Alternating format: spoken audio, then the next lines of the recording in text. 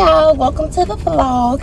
It's your girl Jazz, and I just wanted to hop on and say thank you for watching. This video is going to be about my monthly transfusions and what I have to do every month for transfusion since I am on a travel assignment in Atlanta.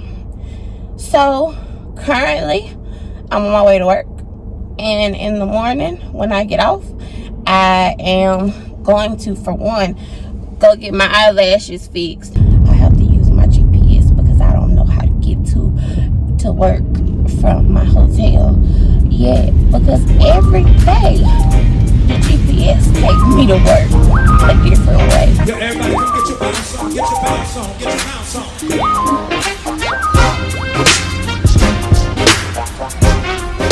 Don't be cute with it, you gotta get, come on. Fifth ward, fourth ward. Come on, sing it. When I close my eyes, think of you and reminisce on all the things you do. I can't imagine my life without you. It's like paradise now. I know that it's real. It's a mystery. For so much you give that are just for me. Come on. What you did on Calvary makes me wanna love you. Y'all, last night was kind of rough. I was quite busy. I don't like crunchy bacon. I'm off tonight, but I gotta go to Birmingham to get my labs drawn for my transfusion tomorrow. Remember, I told y'all I was crying, so some of my eyelashes came out. The girl gonna fix them for me. After she do that, I'm gonna get on the road and go.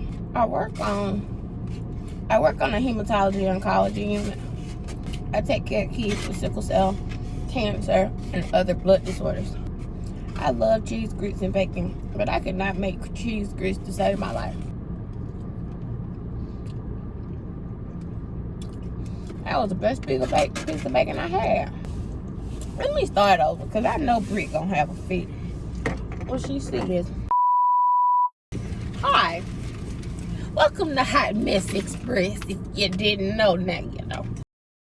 I was saying that I work on a hematology oncology unit, which also has a sister unit, which is the bone marrow transplant unit. So the kids I work with, I take care of kids who have cancer, sickle cell, and other blood disorders. So the kids that I take care of, depending on where they are in their cycle of chemo or where they are in their BMT journey, they can either be really, really sick, or kind of just like, I like to call it like stably unstable. So sometimes you go in and you know it's chill, it's cool, you got a good night, and then sometimes you go in and it's not so chill. You know, sometimes your babies get fevers and they need cultures, or they need blood products. I give a lot of blood products, I give a lot of medicine. You know, it can be hard, but I really do enjoy what I do. Yes, I got grown and got a nursing degree and decided to go to work in the field in the same kind of unit like I was treated in as a child. I told y'all I was gonna wear this scrub cap, and y'all, one of my patients looked at me and was like, "What happened to your hair?" And I just was like, I ain't even say nothing. I was just like, But that wig is back down the back seat. Yeah, I might not never wear a wig to work again. I know I'm sniffling. I don't know. It's like I'm trying to come down with a cold, but it ain't really like progressing. I just have the sniffles. I'm a little bit congested. I might, you know, every now and again I might cough, and it might be productive, like something might come up, but really for the most part I just got the sniffle. I wear my mask, I wash my hands a lot. I'm good. But working in the population that I work with, you really have to stay on your P's and Q's, because these babies, they can go from 0 to 100 real quick. Like at 8 o'clock, they good, their vital signs look fine, and then at midnight, they got 103 fever, like legit. And you gotta, like, what happened? He was just fine. What are you doing? Yeah. You have to make sure your assessment skills are good. Anyway, y'all don't care about what I do at work, but I did want to elaborate because I talk a lot about going to work and being a nurse. I thought y'all might be interested in knowing what kind of nursing I do.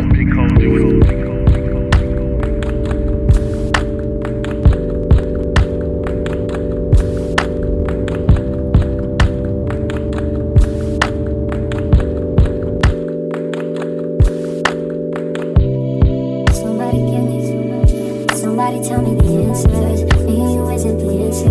Me and you isn't. Yeah, my ankles are so swollen. I'm putting my pride to the side, and I'm putting on my compression socks under my leggings. Okay, my girl fixed my lashes for me. She is really the truth. Like, if you are in the Atlanta area, I really recommend Wink-A-Mink. She's very professional. She's very sweet, humble. Right now, I am going to go pick up my prescription from Publix. I need to turn the GPS on, because y'all know your girl will get lost. Y'all, I'm at Publix because I had to stop and get my prescription, and I'm running late. It's 1 o'clock, and I really need to get on the road, but I'm hungry. I'm sorry. The people from the Apheresis clinic already called me and was like, hey, you got to get your labs done, because I'm already pushing it with having them get my labs drawn today. So, I don't know. Pray for me, please, that everything works out and I can get my blood transfusion like planned. Please pray for me. Okay? I just finished my snack. I got me a big old cup of ice. If you've been watching for a while, you already know what I'm drinking. What I'm drinking. If you said Mountain Dew, leave me a heart in the comments. Baby, y'all already know. That's my drug of choice. Listen, ain't no shame in my game. I like what I like, okay?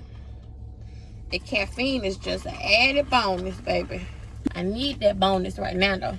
Anyway, I just killed that food, y'all. I ain't even gonna lie to you, baby. I just killed that food. I was rushing coming out of Publix. I mean, I don't really know why I was rushing, because I still sat in the car and ate. But, my AirPods had slipped out of my case. And this lady, was like, hey, come here, roll your window down. And I was kind of like, my gut went, but then I was like, okay, what's up? And she was like, it's a white case with headphones. She was like, there's a case with headphones back there, but I don't know if they're yours or not. She was just real nice. So that kind of made me smile, because it ain't a lot of people out there, you know, that'll do something like that. I mean, I would do that for somebody, but, you know, my point is, in 1 mile, keep right to merge onto I-285 West. Okay, see. Oh, I'm right across the street from the Walmart. What? I did not, girl. What? Right across the street. I can't even deal. Okay, this is my mom. I gotta go. It's gonna be.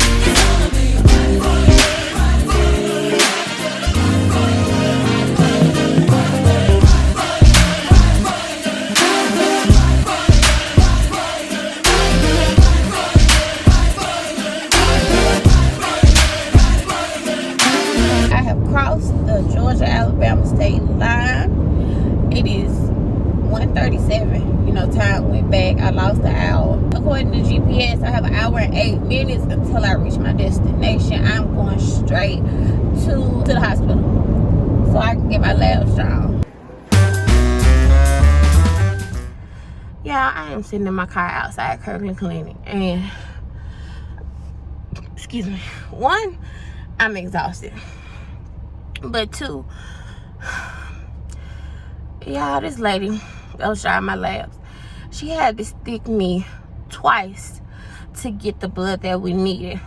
And it's not her fault, but she stuck me in my wrist, and do y'all know that not a drop of blood came out with the needle? When she pulled the needle out, not a drop of blood came out. You know how dehydrated you have to be for that to happen.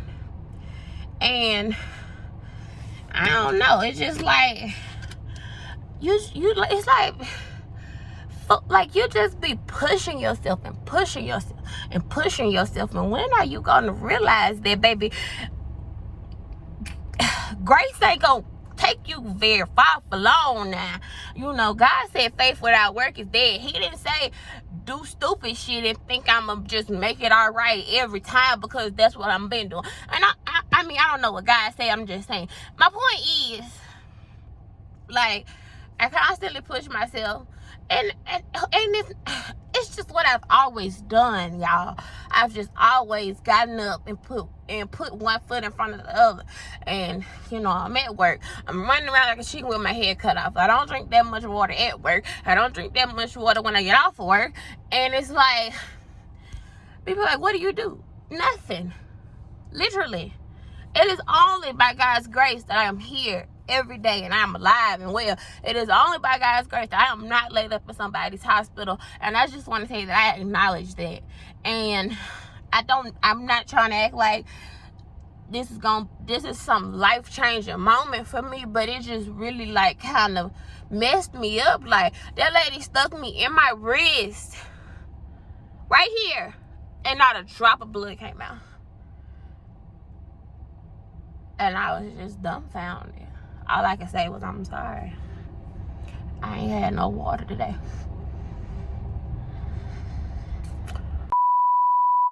Okay, so as y'all can see, I am back at home. My real home, my tax home, Birmingham, Alabama. I'm tired. I feel like I do a lot of talking, and then like I just kind of assume what people know, but people don't know. And I feel like maybe y'all don't know why it is so important that I come back to Birmingham to get a blood transfusion. So we all know that I have sickle cell disease. And basically what sickle cell does is it makes these very irregular shaped red blood cells, and they just do not live as long as normal red blood cells. And when all these little irregular blood cells try to flow through a vein, they get clogged up because, you know, it ain't made for them. So what happens is it causes extreme pain, but also it does not send needed oxygen to all of your other organs. Really, the one thing that they have kind of figured out that can kind of combat sickle cell disease without going to the extreme is apheresis, or red cell exchange. And to explain it in layman's terms, it's kind of similar to dialysis, but not exactly. So I have 2 ports now. I only had one before, but I have 2 now. They access my port, and one side they use to pull off my blood, and they pull it off. It gets filtered. It goes through a machine, and the machine separates the red blood cells, or the sickle cells, from everything else. Everything else, every other part of blood comes back to me. But I also get donor blood, which is a blood transfusion. So when my system is all of a sudden depleted from sickle cells and replaced with all these healthy blood cells, it allows me to kind of function as a person who has sickle cell trait. I do not want y'all to think that I am just out here being superwoman, living my life, and everything is all peaches and clean cream, because it's not. But getting this procedure every month has really just made my life a lot better. I've been able to do a lot of things that I know I would not have been able to do had it not been for apheresis. So why do I have to come back to Birmingham to get this? Because a lot of hospitals don't offer it. It's very specialized thing. Apheresis in general, they don't just do apheresis for sickle cell patients. They do it to treat a variety of illnesses, and they do it for a variety of reasons. So the nurses that do apheresis, they are very, very specialized. I remember going to Children's as a patient and going to Clinic 8, and apheresis was considered like an ICU procedure. So they had this separate area in the very back of the clinic where they did apheresis, and it was separate from the rest of the clinic, and that one nurse just took care of one patient at a time, because it is very specialized and some things can go wrong. You know, they have to make sure, the doctors and the nurses have to make sure that they work the numbers out, they do the math, because basically they can look at what my labs are when I come in for pre-transfusion labs. And then it's some calculation that they can do to say, okay, well, today she needs 6 units of blood, and we have this goal for her S level. I'm not gonna pretend that I'm just educated AF and I know exactly all the things. I don't. But the basics is, it really helps me have a better quality of life. And it is important. But also, I just gotta get my shit together. I gotta drink more water. I gotta stop walking around here acting like I'm Superwoman, because I'm not, okay? And that just is what it is. So, yeah. So, like I said, I ended up getting to the clinic and getting my labs drawn maybe like around 3:30. So, I'm pretty sure I'll still be fine for it to go in tomorrow, because basically when they draw your labs before, they kind of run these tests to make sure that they can give you blood that matches you as closely as possible. Because if they don't, your body could reject and therefore react to the blood. And so what happens is, when you get a lot of blood transfusions, you start building up a lot of antibodies, because your body is like, okay, now y'all ain't gonna keep doing this shit to me. So you build up a lot of antibodies, and therefore it makes it harder for them to secure blood for you. I don't know what the future looks like. I know that apheresis is not a permanent solution, and I don't know that, you know, I'll be 60 years old still going to apheresis. I don't know. But it works right now, and my prayer is that, you know, eventually we develop a universal cure for sickle cell disease, or a universal way of treating it. I just wanted to come in and talk about that. And of course, I can talk more about it if that's something y'all are interested in. If not, cool. But that's pretty much the gist of it. And to just really simplify, long story short, I get a blood transfusion every week so I can get up and take my black ass to work. And so I don't end up in nobody's hospital, because I be at work not drinking no water and drinking Mountain Dew like it's going out of style. My ankles are swollen and they hurt. And when I take my leggings and compression socks off, I'm going to show y'all. Because I think it's important. I feel like I have done a very bad job at, like, I don't want people to think I live a terrible life, but at the same time, I want to show realistically what life is like for me and how I manage, because I'm different than anybody else. So I just want y'all to see how I manage this and how I get up and go every day. But it ain't as easy as people think. Like, oh, how do you do it? I don't know. I've just always done it for forever. I don't know how to be another way, you know? All I know to do is get up and put one foot in front of the other and keep going. And sometimes you can't, and that's okay. But when you can, you can. But I also have to learn to set healthy boundaries for myself and for my body. And that includes, I need to make sure I drink more water. I ain't saying I'm going vegan or nothing, but you know, I think a more than a cheeseburger and a french fry would be good, you know. So anyway, this clip is 8 minutes long, so I'm gonna end it here. Just thank you to everybody for being on this journey with me. In my happy place. It's just one restaurant in Birmingham, and I just love their crab rangoon. Dip it in that sauce. I already know what y'all thinking. All she do is eat and do. Don't you eat 3 meals a day?